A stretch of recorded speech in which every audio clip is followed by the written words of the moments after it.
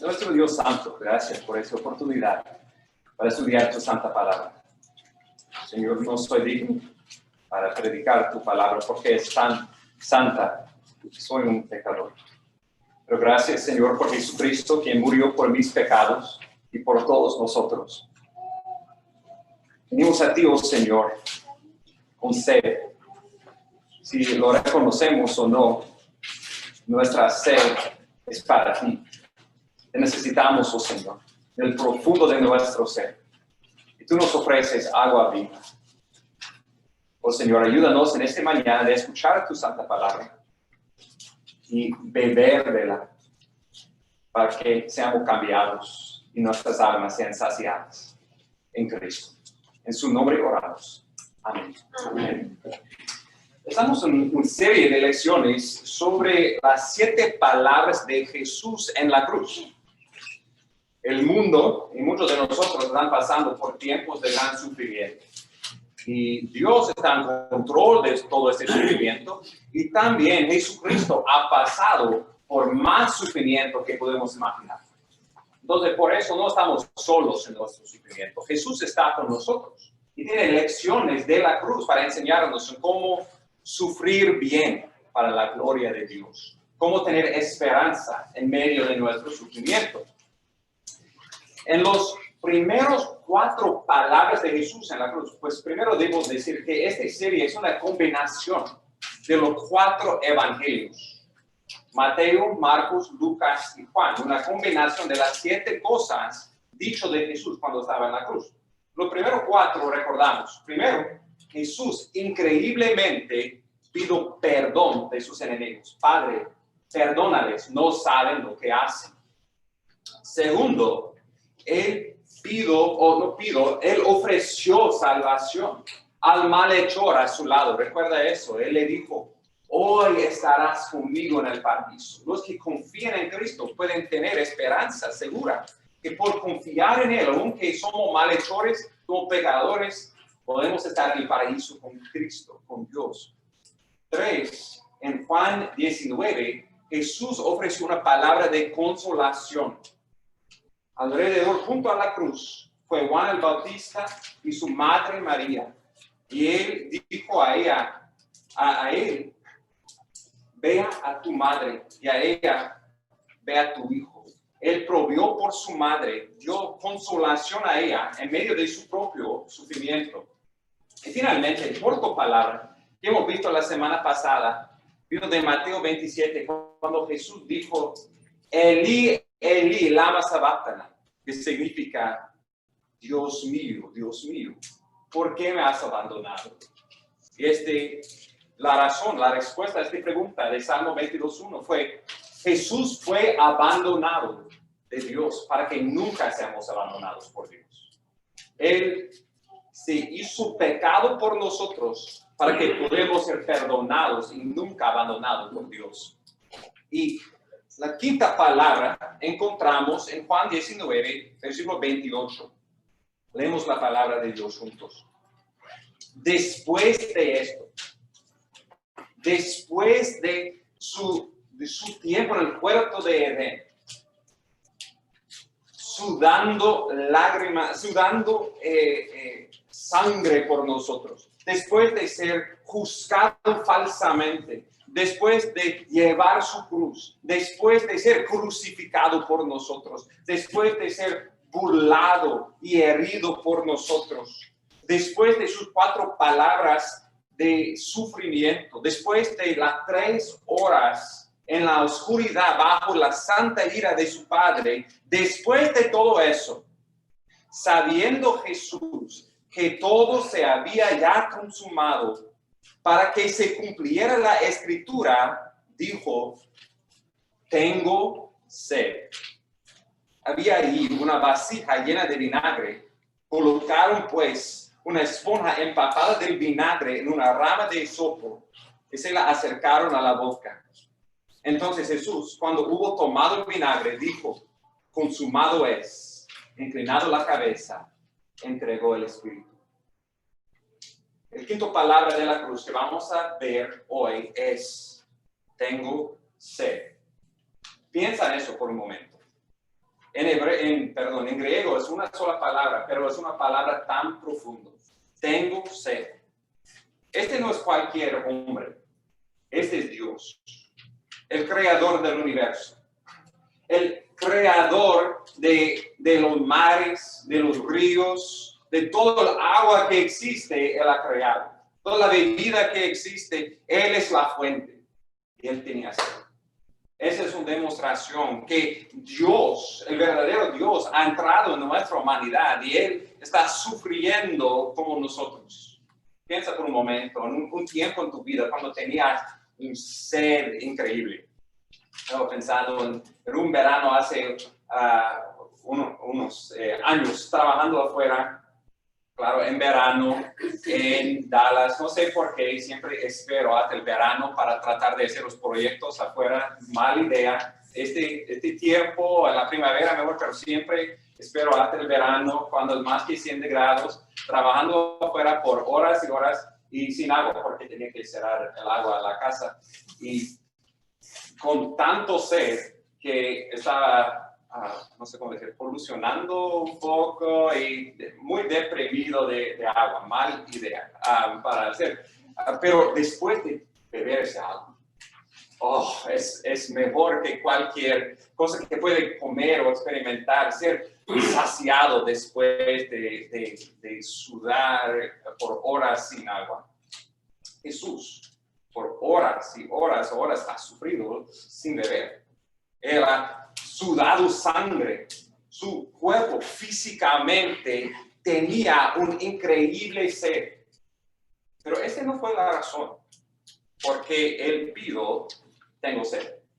Lea otra vez, versículo 28. Después de eso, sabiendo Jesús que todo se había ya consumado para que se cumpliera la escritura, dijo, tengo sed. Su propósito no fue para satisfacer su sed físico. Su sed, su deseo fue para cumplir la voluntad de Dios. Su sed fue para cumplir la escritura. Todo el Antiguo Testamento es lleno de profecías de un gran evento que Dios iba a cumplir. Él iba a enviar su Hijo Jesús para morir en la cruz por nosotros. Y toda la Escritura es llena de profecías de este gran evento. Y Jesús sabía que todo ya fue completo, faltando una cosa. Él tenía que decir, tengo sed, beber la copa amarga y después dar su espíritu. Vamos a ver entonces dos razones por qué Jesús dijo, tengo sed. Y en esas palabras vamos a encontrar la esperanza de vida eterna. Primero, vamos a ver que Jesús lo dijo para cumplir la escritura del Evangelio de Juan. En su vida, Jesús ha prometido a varias personas, a nosotros, que si tengamos sed, venimos a Él, el único fuente de agua viva, y nuestro sed de Dios puede ser saciado. Y por eso Él tenía que tener sed en la cruz para saciar nuestra sed de Dios. En otras palabras, Él tenía que morir en la cruz, tener sed de Dios para darnos el Espíritu Santo, para darnos una relación con Dios. Y segundo, vamos a ver que Él cumplió Salmo 69. Y en Salmo 69, versículo 21, vamos a ver un salmo que es mesiánico. Significa que es un salmo, que es una profecía del rey que iba a venir y morir por nosotros. Y vamos a meditar un poco en ese salmo y ver cómo este nos ofrece esperanza en medio de nuestra persecución por Dios. Porque Jesús bebió la copa de ira de Dios. Él murió por nuestros pecados para darnos la copa de salvación, para llenar nuestras bocas con alabanza a Dios en medio de nuestro sufrimiento. Entonces entramos en el texto primero en Juan 4. Juan capítulo 4. Aquí Jesús ha sido viajando con sus discípulos y él tenía sed. Y Versículo 5 dice, llegó pues a una ciudad de Samaria llamada Sicar, cerca de la parcela de tierra que Jacob dio a su hijo José. Y allí estaba el pozo de Jacob. Entonces Jesús, cansado del camino, se sentó junto al pozo. Era como la hora sexta. Una mujer de Samaria vino a sacar agua. Y Jesús le dijo, dame de beber. Sus discípulos habían ido a la ciudad a comprar alimentos. Entonces la mujer samaritana le dijo, ¿cómo es que tú, siendo judío, me pides de beber a mí, que soy samaritana? Pero los judíos no tienen tratos con los samaritanos. En esos días, claro, no había un racetrack. Él no podía pararse para beber cuando estaba en camino, pero había un pozo. Y allí había una mujer samaritana. Y ella entendió que este fue algo raro.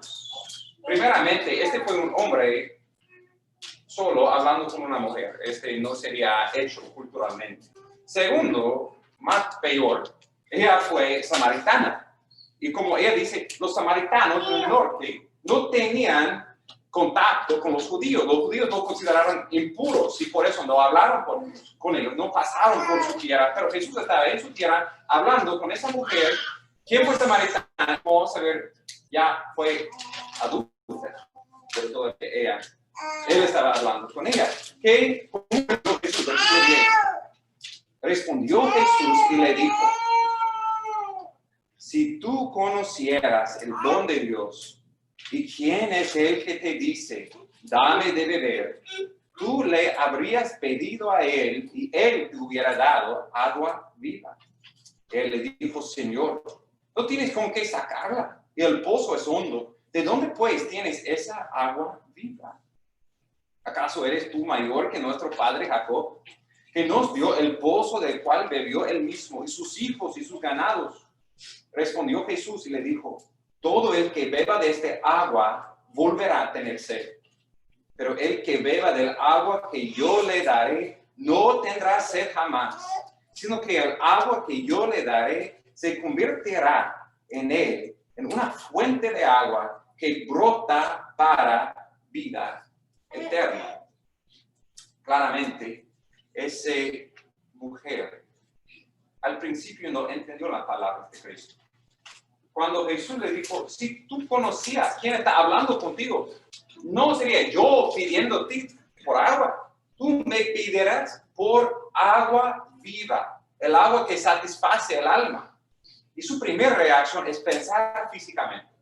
Oh, ¿cómo tú vas a sacar ese agua? No tienes nada en tus manos y es el pozo es profundo. ¿Cómo vas a sacar el agua?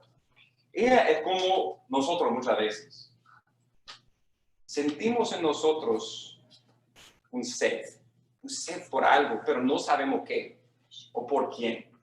Y tratamos de satisfacerlo físicamente. Tratamos de saciar este sed profundo con bebida, con alcohol. Tratamos de saciarlo con la droga. Tratamos de saciarlo con poder, con más dinero, con más entretenimiento, con más popularidad, con más amor físico, sea lo que sea. Tratamos de llenar ese pozo profundo de nuestra alma con algo que nos satisface.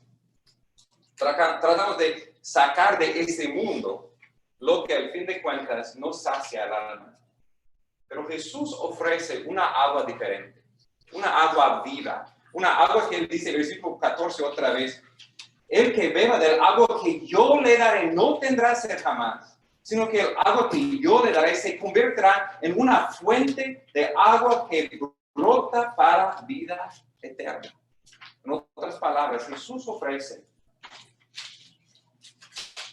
una alma saciada con la vida de Dios, con una relación con Dios que, aunque sufrimos físicamente, aunque no tenemos tanto salud o dinero, cualquier otra cosa que tiene el mundo, si tenemos Dios, tenemos todo. Somos saciados con ese agua viva. Y él dice que Cristo es el único quien puede proveer este agua viva. ¿Cómo lo recibimos? Pasa conmigo a Juan 7. Juan capítulo 7. versículo 37. En el último día, el gran día de la fiesta, Jesús, puesto en pie, exclamó en alta voz, diciendo, si alguno tiene sed, que venga a mí y beba. Nota que la invitación es para todos. Es para todos que entiendan, reconocen que tengan sed. Este es todos nosotros. Todos nosotros tenemos esa necesidad por Dios. No hay nadie aquí que no necesita agua física. Nuestros cuerpos necesitan beber para sobrevivir. También no hay nadie aquí con una alma que no necesita a Dios. Nuestras almas son hechas con un sed de Dios, aunque no lo reconocemos. Pero Jesús dice, invita a todos con ese sed. Ven a mí. Las primeras dos cosas, entonces, primero es reconocer que tenemos ese sed. Tenemos esa necesidad por Dios. Y segundo, ¿a quién venimos? Venimos a Cristo. ¿Y qué hacemos allí? A los pies de Jesús. Él dice, si alguno tiene sed, que venga a mí y beba. El que cree en mí, como ha dicho la Escritura, de lo más profundo de su ser brotarán ríos de agua viva. ¿Qué es de beber de Cristo? Literalmente, ¿qué es? Dice el versículo 38, el que cree en mí, como ha dicho la Escritura, de lo más profundo de su ser brotarán ríos de agua viva. No dice, haga esas buenas obras. No dice, cuando cumples ese mandamiento, después puedes tener relación con Dios y de tu alma brotarán agua de vida. Él dice una cosa, cree en mí. Es tan sencillo. De beber de esta agua no requiere mucho, solo creer que esta agua va a saciar mi sed. Bebemos de Cristo. Recibimos a Cristo, venimos a Cristo, creemos que Él murió por nosotros, resucitó por nosotros y su promesa es que del profundo de nuestro ser brotará fuente de agua viva. ¿Quién es este agua viva? Versículo 39. Pero Él decía esto del Espíritu, o otras palabras, el Espíritu Santo, que los que habían creído en Él habían de recibir, porque el Espíritu no había sido dado todavía, pues Jesús aún no había sido glorificado. Hay un solo Dios. El alma tiene sed de un solo Dios. Un Dios existe en tres personas: Dios Padre, Dios Hijo y Dios Espíritu Santo. Y cuando Jesús estaba hablando de un río de agua viva, Él estaba hablando del Espíritu Santo, quien todos que creen en Cristo como su Salvador, recibimos el Espíritu Santo para morar en nosotros, para ser un fuente, un río que corre de nosotros y traiga bendición al mundo. El versículo 38 dice, este fue para cumplir las Escrituras. Se pudiera referir a varios profecías del Antiguo Testamento, uno en particular que creo Jesús tenía en mente. Es Ezequiel 47. En esta profecía, Dios profetizó que el templo de Dios, la casa de Dios, de su trono iba a correr un gran río de agua viva. Y este río corriendo del templo de Dios iba a traer vida a todo lo que toca. He compartido esta ilustración antes, pero me ha afectado grandemente. Cuando vivía en Wyoming, un estado muy seca, pasando por avión, todo es polvo y seca y feo, aparte de lo que parece como serpientes corriendo en la tierra. Y en esta área es muy verde. ¿Sabe lo que está corriendo ahí? Es agua. ¿A dónde hay agua? ¿A dónde hay estos ríos? Pues muy, muy verde. Hay vida. Pero a donde no está el agua, no hay vida. Y es lo mismo con el Espíritu de Dios. Si tenemos el Espíritu de Dios corriendo en nuestra vida, viviendo en nosotros, hay vida real, vida espiritual, una relación real, conectado con Dios. Pero sin el Espíritu no hay vida. Y muchos tratan de vivir la vida cristiana. No hay una vida real, no hay una vida cristiana. Podemos tratar de obedecer a Dios, ir a la iglesia, leer la Biblia, pero si en verdad no hemos creído en Cristo como nuestro Salvador, no hemos recibido el Espíritu Santo en nuestro corazón, no hay vida. Pero ¿dónde hay el Espíritu? Hay vida real. Entonces, ¿por qué Jesús tenía que decir, tengo sed? La primera razón fue para darnos el Espíritu Santo, para darnos, saciar nuestra sed de Dios. Otra vez, versículo 39 dice, al fin, el Espíritu no había sido dado todavía, pues Jesús no había sido glorificado. Tal vez te parece un poco extraño a nosotros, pero la cruz fue la glorificación de Jesús. Pensamos en la vergüenza que Él sufrió, pero fue su glorificación. Él fue elevado, su amor, su gracia, su perdón, su poder, su justicia fue revelado cuando Él murió en la cruz por nosotros. Y en su glorificación en la cruz, porque Él murió, el Espíritu fue dado por nosotros. Entonces Jesús tenía que decir, tengo sed, para darnos el Espíritu, quien sacia el sed de Dios que tenemos. La invitación de Cristo es para todos. Como dice Apocalipsis 22, versículo 17. El Espíritu y la esposa dicen, ven. El que oye diga, ven. Y el que tiene sed, venga. El que desea, que tome gratuitamente del agua de la vida. No hay un costo por nosotros, porque Cristo ha pagado todo el costo. Es gratis. Solo lo que requiere es que arrepentimos de nuestro pecado, creemos en Cristo y recibimos vida en Cristo. Recibimos el Espíritu Santo. Porque Él tenía sed. Nunca tenemos que tener sed más. Jesús saciará nuestras almas. Segundo, Jesús dijo para cumplir la Escritura.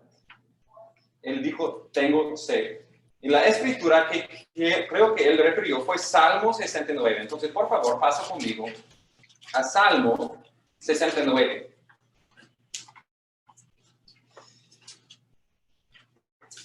Este Salmo 69, el subtítulo dice que fue un salmo escrito por David. Sabemos que David fue un gran rey y también él fue un profeta. Él habló de Cristo, el rey de su linaje y quien iba a venir. Él habló de Jesús, en otras palabras. Y cuando leemos este salmo, podemos identificar ciertos aspectos con la vida de David, especialmente el versículo 5, que habla de sus transgresiones. Sabemos que Jesús no tenía transgresión, pero también podemos identificarlo como una sombra del sufrimiento que Jesús iba a pasar. Vamos a ver que varios versículos en este salmo son profecías explícitas del sufrimiento, de la persecución que Jesús sufrió por nosotros. Y tiene mucho que enseñarnos en cómo sufrir bien. Fue este salmo en la mente de Jesús, en el corazón de Jesús, cuando Él estaba en la cruz. Jesús ha memorizado este salmo y Él entendió que este refirió a Él. Y también debemos memorizar los salmos, debemos memorizar la Escritura, tenerlo en mente, tenerlo en corazón para que cuando estamos sufriendo, lo que llena nuestra mente no es el consejo de este mundo perdido, sin esperanza, pero que somos llenos con la palabra de vida y tenemos esperanza. Específicamente vemos que este salmo se divide en 4 partes. En versículos 1 a 3 y 13 a 18, Él clama. Él está hundido casi hasta la nariz con su persecución, con su sufrimiento. Y Él clama a Dios y recuerda su misericordia. Y también cuando estamos hundidos con sufrimiento, clamamos a Dios, recordamos su misericordia y encontramos la esperanza. Segundo, en versículos 4 a 12 y 19 a 21, encontramos la razón por qué Él es hundido. Él es siendo perseguido, reprochado, por su amor por Dios, por su celo por Dios. Vamos a encontrar que como el mundo odió a Jesús, el mundo nos odiará. Pero si confiamos en Él, Dios nos salvará como salvó a su Hijo. 3, vemos una oración por juicio. Vamos a ver, es un poco fuerte. Es la salmista orando que Dios juzga a sus enemigos. Y choca un poco en nuestra mente con Jesús pidiendo perdón por sus enemigos. Pero vamos a ver el otro lado de la moneda. Dios es misericordioso y Dios es justo. Y damos gracias a Dios que Jesús bebió la copa de la justa ira de Dios por nosotros. Él murió por nuestros pecados. Y finalmente vamos a ver que este salmo que comienza con un hombre sufriendo hasta su cuello, hasta su nariz de las olas, casi a morir, clama a Dios y al fin él alaba a Dios. Y también es instructivo por nosotros, que en medio de nuestro dolor lo que necesitamos hacer es primero clamar a Dios, pero segundo recordar su gracia en nuestras vidas, darle acciones de gracias, alabarle por quien Él es. Y nuestro sufrimiento viene a ser oportunidad para la gloria de Dios y la profundidad de las raíces de nuestra fe en Dios. Entonces, entramos en este salmo, versículos 1 a 3, las olas de persecución. Versículo 1. Sálvame, oh Dios, porque las aguas me han llegado hasta el alma. Me ha hundido en cieno profundo y no hay donde hacer pie. He llegado a lo profundo de las aguas y la corriente me anega. Cansado estoy de llorar. Reseca está mi garganta. Mis ojos desfallecen mientras espero a mi Dios. La situación no podía ser más grave. Este hombre de Dios tiene el agua hasta, dice versículo 1, hasta el alma. Es interesante, es el mismo palabra en hebreo por el cuello y por el alma. Y probablemente refería a los dos. Físicamente, el agua está elevando hasta el punto de que casi no puede respirar, va a morir. Pero él siente como el agua ya ha entrado en su alma, que él está a punto de morir. No sé si has sentido eso físicamente. Yo recuerdo una vez que estamos en la playa, estamos jugando y como un hombre tonto pensaba, pues voy a ver tan lejos que puedo ir de la playa y todavía tocar un poco y nadar, y había un corriente. Y comenzó de ser más y más aislado, y vino un terror cuando me dio cuenta que no tenía la fuerza para regresar, para nadar, y tenía que esperar por las olas de cambiar dirección y moverme. Estaba gritando, pero todo eso es un terror. Cuando se da cuenta, wow, no tengo el poder. Y muchas veces sentimos lo mismo en nuestras vidas, que si una prueba de salud, o una prueba en el matrimonio, en la familia, en el trabajo, con el dinero, que las olas pasan más y más y más alto hasta el punto de que llegamos a decir, no lo puedo. ¿Qué voy a hacer? Si sigue así, voy a morir. Hasta el alma ha llegado el agua. ¿Pero qué hace este hombre de fe? Su primera palabra, sálvame, oh Dios. Grita a Dios, el único fuente de salvación. Tú eres la única persona quien puede ayudarme ahora. Sálvame, oh Dios. Y no es una grita una vez, repetida, otra vez. Versículo 3. Cansado estoy de llorar. Reseca está mi garganta. Mis ojos desfallecen mientras espero a mi Dios. Este es un poco irónico. Está a punto de morir por agua y todavía tiene garganta por llorar y llorar y gritar y sentir como Dios está lejos, como Dios no está escuchando. Vamos a ver, Dios sí está, pero a veces Él nos permite de sufrir, prolongar el sufrimiento para que aprendamos más confiar en Él. Y encontramos la respuesta en versículos 13 a 18. Dice, pero yo elevo a ti mi oración, oh Jehová, en tiempo propicio. Dios tiene su tiempo propicio, su tiempo perfecto. Queremos, como dice versículo 17, no escondas tu rostro de tu siervo, porque estoy en angustia, respóndeme pronto. Esta es nuestra petición. Respóndeme ahora, ahorita, como un microondas, como una máquina de refresco. Ponemos nuestra moneda de oración y queremos nuestro refresco inmediatamente, pero Dios no funciona así.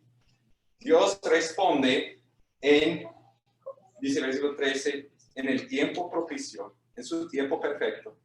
Oh Dios, en la grandeza de tu misericordia, respóndame con tu verdad, Salvador. Sácame del cielo, no me dejas hundir. Sea yo librado de lo que me odian y de lo profundo de las aguas. No me cubra la corriente de las aguas, ni me traga el abismo, ni el pozo cierre sobre mí su boca. Respóndame, oh Jehová, pues buena es tu misericordia. Vuélvete a mí conforme a tu inmensa compasión. Nota versículo 13 y versículo 16. La palabra clave que le da una salvavidas cuando él está bajo esas olas. Otra vez, versículo 13. En la grandeza de tu misericordia, respóndeme. Otra vez, versículo 16. Respóndame, oh Jehová, pues buena es tu misericordia. La palabra aquí, traducido misericordia, en hebreo es la palabra Hesed. Y Hesed tiene un aspecto de la misericordia de Dios. Dios dándonos más que merecemos. Pero es una palabra más profunda que eso. Es su amor del pacto. En otras palabras, Dios ha hecho un pacto con nosotros, una promesa con su pueblo. Y esta promesa es hecho en amor, es hecho en misericordia. Somos pecadores, no merecemos una relación con Dios. Dios es fiel a su pacto. Tristemente, en nuestros pactos de matrimonio, en varias maneras no somos fieles. Pero Dios es siempre fiel a su promesa. Cada palabra de Dios es firme y fiel, es una roca en que podemos construir nuestras vidas. Y especialmente cuando estamos en tiempo de sufrimiento, nuestra salvavidas es la misericordia de Dios. Gritamos a Dios, confiamos que Dios es misericordioso. Su amor del pacto es eterno, no cambia. Dice otra vez, versículo 13, en la grandeza de su misericordia. Su grandeza no es algo pequeño, no es algo tocando con su misericordia. Dios en la grandeza de su misericordia con nosotros. Podemos confiar en Él en nuestros tiempos de sufrimiento. Sabemos eso porque el versículo 18 dice, acércate mi alma y redímela, por causa de mis enemigos, rescátame. Las palabras redimir, rescatar, encontramos especialmente en la Biblia, en la historia del Éxodo. Cuando el pueblo de Israel estaban casi bajo las olas del Mar Rojo, con Faraón al otro lado, listo para morir, en una situación imposible, pero Dios en su misericordia salvó a su pueblo. Abrió las aguas y redimió y rescató a su pueblo. Hemos sido en problemas más profundos que eso. Éramos bajo la ira de Dios por nuestro pecado. Esclavos a nuestro pecado, siendo hundido con un lago de fuego. Pero Jesús murió en la cruz por nosotros. Él redimió nuestras almas. Todos que confían en Él somos rescatados. Ahora tenemos vida con Cristo. Y si esta es la verdad, si Él ha hecho la cosa más imposible, salvar pecadores, rescatarnos del infierno, ¿cómo Él no va a proveer todo lo demás que necesitamos? todos los otros problemas que tenemos son nada en comparación con una eternidad en el lago de fuego o una eternidad con Dios. Él ya ha hecho, nos ha dado el regalo más grande. Confiamos en Él. Su misericordia es para siempre. La grandeza de su misericordia es nuestra esperanza. Segundo, la razón por qué Él fue bajo las olas. Él fue perseguido, reprochado por su amor por Dios. Versículo 4. Más que los cabellos de mi cabeza son los que sin causa me aborrecen. Poderosos son los que quieren destruirme. Sin razón son mis enemigos. Me hacen devolver aquello que no robe. Oh Dios, tú conoces mi insensatez. Mis transgresiones no te son ocultas.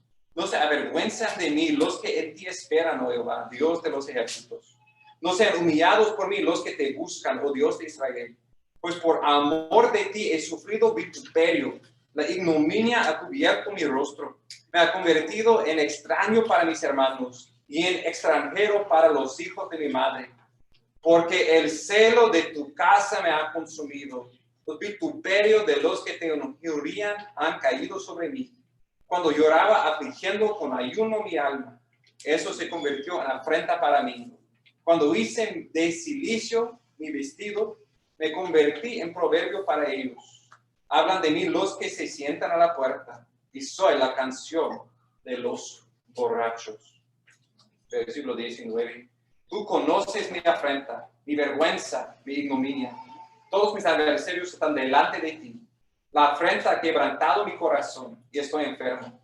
Esperé compasión, pero no lo hubo. Busqué consoladores, pero no los hay. Por comida me dieron hiel, y para mi sed me dieron a beber vinagre. Aquí con versículo 21 encontramos lo que creo es la profecía que Jesús estaba cumpliendo cuando Él proclamó, tengo sed. Otra vez, versículo 21. Por comida me dieron hiel, y por mi sed me dieron a beber vinagre. Una copa amarga fue dado a Él. ¿Por qué? Para burlar de Él. ¿Y qué ha hecho para merecer estas burlas? Versículo 9. El celo de tu casa me ha consumido. ¿Recuerda eso en la vida de Jesús? Cuando dijo, celo por tu casa me ha consumido. En Juan 2, Jesús estaba en el templo, en la casa de Dios, que fue hecho para ser una casa de oración, pero ahí estaban vendedores, cambiando dinero, vendiendo animales, haciendo la casa de Dios, la casa de oración, por una cueva de ladrones, un mercado, adorando el dinero más que adorando a Dios. Y por eso Jesús, con celo por Dios, celo por su adoración, tiró la moneda, las mesas. ¿Y qué fue la reacción de los líderes religiosos? ¡Qué bueno Jesús! Celo por la casa de Dios. No, Él fue odiado, rechazado, perseguido. Este continuó por todo su ministerio. Él no fue amado por su amor por Dios. Él fue odiado por el amor de Dios. Dice en versículo 4, sin causa me aborrecen. Y en Juan 15, Jesús con sus discípulos enseña que este fue para cumplir una profecía sobre él. Juan 15, 20 dice, acordaos de la palabra que yo os dije. Un siervo no es mayor que su Señor. Si me persiguieron a mí, también os perseguirán a vosotros. Si guardan mi palabra, también guardarán la vuestra. Por todo eso no harán por causa de mi nombre, porque no conocen al que me envió. Si yo no hubiera venido, no les hubiera hablado. No tendrían pecado, pero ahora no tienen excusa por su pecado. El que me odia a mí, odia también a mi Padre. Si yo no hubiera hecho entre ellos las obras que ningún otro ha hecho, no tendrían pecado, pero ahora la han visto. Me han odiado a mí, también a mi Padre. Aquí está el versículo clave. Pero han hecho esto para que se cumpla la palabra que está escrita en su ley, en Salmo 69, 4. Me odiaron sin causa. Otras palabras, Jesús dice, tristemente el mundo siempre ha odiado a Dios. ¿Y por qué el mundo odia a Dios? El mundo ha odiado a Él quien envió, ha odiado a Jesús. Y un siervo no es mayor que su maestro. Si odiaron a Jesús, van a odiar a nosotros, sus discípulos. Ese es el patrón. Si pensamos que podemos seguir a Cristo y ser muy popular, estamos creyendo una mentira. Jesús nos ha dicho del principio, vamos a ser odiados por causa de su nombre. Dice, pero no es justo, no es apropiado. Recordamos el 5:4, me odian sin causa. No había una persona más amorosa, más, con sus palabras más suaves. Pero Él fue odiado. Y también seremos odiados. Y tiene razón. Porque la santidad y la popularidad no van juntos. La santidad es ser separado, distinto de esta creación caída. Y por eso, seguir a Cristo va a significar, tristemente, que unos amigos anteriores van a odiarnos, por lo menos separarnos de nosotros. Miembros de nuestra propia familia van a separar de nosotros. Hay un costo de seguir a Cristo. Él fue odiado sin causa. Pero recordamos, lo que perdemos en estas relaciones humanas, encontramos más que suficiente en la misericordia de Dios. Él está con nosotros. Él es por nosotros. Jesús identifica con nosotros en nuestro tiempo de rechazo por su nombre.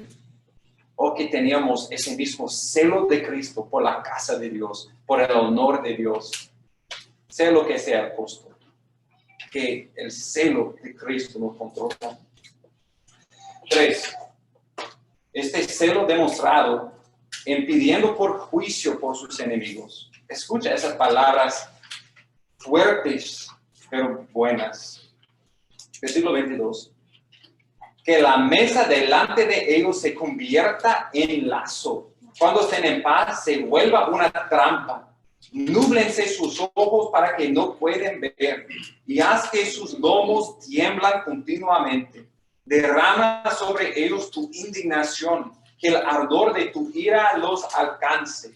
Sea desolado su campamento. Nadie habite en sus tiendas. Porque han perseguido al que ya tú has herido.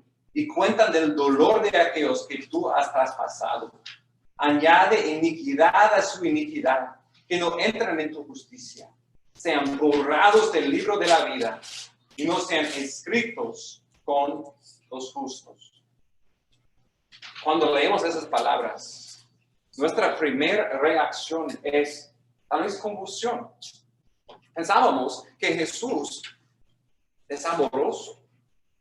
Piensa en la primera palabra de Jesús en la cruz otra vez. Padre, perdónales, porque no saben lo que hacen. Pero aquí está David profetizando el corazón de Jesús, pidiendo por juicio por sus enemigos, por destrucción total, que sus nombres sean borrados del libro de vida, que no sean contados con los justos, que no sean perdonados. Y decimos, ¿cómo puede estas dos naturalezas coexistir en el corazón de David, en el corazón de Cristo, en el corazón de Dios? No puedo pretender de entender totalmente el profundo santidad de Dios en todos los aspectos de su carácter. Pero esto es lo que sabemos de Cristo. Su misericordia es profundo. Su amor, su gracia por pecadores no podemos comprender. Él sufrió hasta el punto de muerte para perdonar a sus enemigos. Cuando éramos muertos en nuestros delitos y pecados, cuando éramos sus enemigos, Jesús murió en amor por nosotros y al mismo tiempo por los que no aceptan su amor, por los que le rechazan, por los que no arrepienten de su pecado, con esta misma ferocidad con que Él ha amado a los suyos. Él destruirá y juzgará a sus enemigos que le rechazan. Jesús es infinitamente santo y justo. En su primera venida, Jesús vino como un siervo para morir por nuestros pecados. En su segunda venida, Apocalipsis le describe como un guerrero fuerte, con la espada que sale de su boca, y los calles correrán con sangre por los muertos. Jesús es misericordioso y justo. Y hoy es el día de salvación. Hoy es el día de arrepentirnos y ser escondido en Él, para que no tenemos que esconder de Él, porque será imposible. Su juicio va a encontrar a todos que no van a la cruz, y de allí reciben el agua viva, que reciben el perdón de Dios. ¿Cómo podemos recibir ese perdón? Otra vez, el versículo 21, por comida me dieron hiel, por mi sed me dieron a beber vinagre. Cuando ellos dieron a Jesús una copa de vino de vinagre, ellos estaban burlando de él, reprochando a Jesús. Pero tenía una significancia más profunda también. Este vinagre, bebida amarga, simbólicamente en todo el Antiguo Testamento es un símbolo por la ira de Dios. Cuando el pueblo rechazan a Dios con su pecado, la copa de la ira de Dios es más y más y más y más llena. Hasta que cuando termina su paciencia, cuando el tiempo de su juicio llega, ellos tienen que beber del vinagre, beber de la copa amarga por sus pecados. Lo que Jesús estaba haciendo en la cruz fue bebiendo esta copa amarga por nosotros, por nuestros pecados. Cuando Jesús estaba en el huerto de Getsemaní, Él oró a su Padre. Si era posible que esa copa pasa, pero no mi voluntad, tu voluntad sea hecha. ¿Qué fue esta copa? Fue la copa de la santa ira de Dios por nuestro pecado. Cuando Jesús dijo, tengo sed, no fue para decir, ayúdame físicamente con vinagre. Él no pidió por agua refrescante. Él pidió por vinagre amarga, simbólicamente diciendo hasta la última gota, Él iba a beber la copa de la ira de Dios por nosotros, para que la copa que tenemos para levantar es la copa de salvación, es la copa de gozo, es el Espíritu Santo en nosotros y el perdón de nuestros pecados. Jesús sufrió la ira de Dios por nosotros. Y finalmente, increíblemente, este salmo tan triste, que comenzó pareciendo imposible con las aguas, pasando hasta su nariz, termina no con clama de salvación, pero con adoración a Dios. Versículo 29. Pero yo estoy afligido y adolorido. Tu salvación, oh Dios, me ponga en alto. Con cántico alabaré el nombre de Dios. Con acción de gracias le exaltaré. Y esto agradará a Jehová más que el sacrificio de un buey o de un novillo con cuernos y pezuñas. Esto han visto los humildes y se alegran. Viva vuestro corazón, porque buscáis a Dios. Porque Jehová oye a los necesitados, los menosprecia a los suyos que estén presos. Alévenle los cielos y la tierra, los mares y todo lo que en ellos se mueve. Porque Dios salvará a Sión, edificará las ciudades de Judá, para que ellos moren allí y lo posean. La descendencia de sus siervos le heredará. Los que aman su nombre morarán en ella.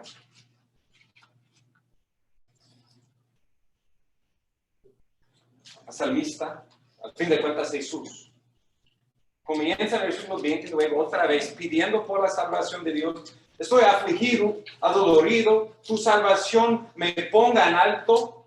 Y Dios responde. Jesús se murió, pero sería resucitado el tercer día. Y nosotros también. Cuando estamos sufriendo, recordamos, seremos resucitados. Y por eso podemos alabar a Dios en medio de nuestro dolor. Y por eso dice el versículo 30, con cántico alabaré el nombre de Dios, con acción de gracias le exaltaré. A esto agradará a Jehová más que el sacrificio de un buey o de un novillo con cuernos y pezuñas. Piensa en eso. ¿Qué desea más Dios? En esos tiempos todavía había sacrificio de animales. Trajeron un animal costoso, un animal que fue lo mejor de sus posesiones, que iba a proveer carne o leche por ellos, y ellos lo sacrificaron como una demostración de la paga de su pecado. Este fue un gran hecho de adoración, pero dice otra vez, versículo 31, esto, alabar el nombre de Dios, dar gracias a Dios, agrada a Jehová más que el sacrificio de un buey. En otras palabras, el sacrificio que Dios quiere de nosotros es el sacrificio de alabanza. Hebreos 13:15 dice, por tanto, ofrezcamos continuamente mediante Cristo sacrificio de alabanza a Dios, es decir, el fruto de labios que confiesan su nombre. Para terminar, piensen en eso. Cuando sufrimos, esa es la oportunidad para alabar a Dios. Y lo que Dios quiere de nosotros es un sacrificio de alabanza. Hay tiempos en nuestra vida cuando la alabanza de Dios no es un sacrificio. Cuando nuestro equipo gana. ¿Cuántas veces hemos escuchado personas apuntando a los cielos? Pues gracias a Dios, somos los ganadores. Y sí, la gloria va a Dios cuando ganamos. ¿Qué ocurre cuando perdemos? Cuando todo va bien con nuestra salud, en nuestro trabajo, en nuestros matrimonios, espero que pasamos y damos gracias a Dios, debemos. Pero este no es un sacrificio de alabanza. El sacrificio de alabanza es cuando recibimos la respuesta del médico que sí somos positivos. Cuando nuestra pareja dice que quieren un divorcio. Cuando nuestros hijos son rebeldes. Cuando perdemos nuestro trabajo. Y en medio de ese dolor respondemos con alabanza a Dios. Tomamos nuestro ser y lo ponemos en el altar y decimos, aunque yo no siento, Dios te adora. Tú eres misericordioso en todo tiempo. Tú me amas. Tú eres fiel. Voy a alabarte. Voy a darte gracias por todo lo que has hecho y por quién eres. Y cuando elevamos este sacrificio de alabanza en los tiempos de sufrimiento, como Cristo alabó a su Padre en medio de su sufrimiento, dos cosas ocurren. Lo más importante, Dios es glorificado. Y segundo, los raíces de nuestra fe crecen más profundo. En medio del dolor, elevamos un sacrificio de alabanza a Dios. Bueno, lo que hemos visto en esas palabras sencillas de Jesús, tengo sed, es un hombre que tenía un ser físico, pero su ser fue más un ser espiritual, una separación de su Padre. ¿Y por qué él fue separado? Primero, él fue separado para darnos agua viva, para darnos el Espíritu Santo, para que nunca tenemos este sed, esta separación de Dios. Segundo, él se murió para cumplir el Salmo 69. Hay tanta riqueza en este Salmo como hemos visto, pero en particular, él sufrió, fue perseguido para beber la copa amarga por nuestro pecado, la santa ira de Dios por nosotros, para que en medio de nuestra persecución, en medio de nuestro sufrimiento, en medio de nuestro dolor, podemos con gozo elevar primero nuestras peticiones por la salvación de Dios. Con nuestras necesidades físicas, nuestras necesidades emocionales, nuestras necesidades espirituales, Dios nos escucha. Las olas están subiendo, pero todavía Dios nos escucha. Él es misericordioso. Él es fiel. Y en medio del torrente, en medio del sufrimiento, alabamos a Dios por quien Él es. Ofrecemos un sacrificio de alabanza. Dios es glorificado y nuestra fe en Él crece. Oramos. Jesucristo, gracias por tener sed por nosotros. No podemos comprender cómo el creador del universo pudiera tener sed. Pero, oh Señor, tú lo tenías para saciar nuestra sed de Dios. Oh Jesucristo, pedimos por más sed por ti, más sed por tu Espíritu, más sed por el Padre. Queremos conocerte más, sabiendo que tú eres el único fuente que puede saciar nuestras almas. Y segundo, oh Señor, pedimos que en medio de nuestro sufrimiento nos ayudes a seguir tu ejemplo, de alabarte en medio del dolor, sabiendo que tú nos amas, nos has redimido, nos has salvado con tu sangre preciosa, bebiendo la copa de la ira de Dios. Señor, te pido, si hay alguien aquí que tiene un sed por ti que no ha sido saciado, que tiene un sed profundo por no creer en Cristo, Señor, te pido que hoy sería el día, como la mujer samaritana en el pozo, de reconocer su pecado, como todos somos pecadores, Señor, arrepentirte y creer en ti como el único fuente de agua viva. Te pido, Señor, que sacien sus almas con tu Espíritu, con el perdón de los pecados y la vida eterna. En tu nombre, Jesús, oramos. Amén. Amén. Cantamos juntos, hermanos, antes de tomar de la cena.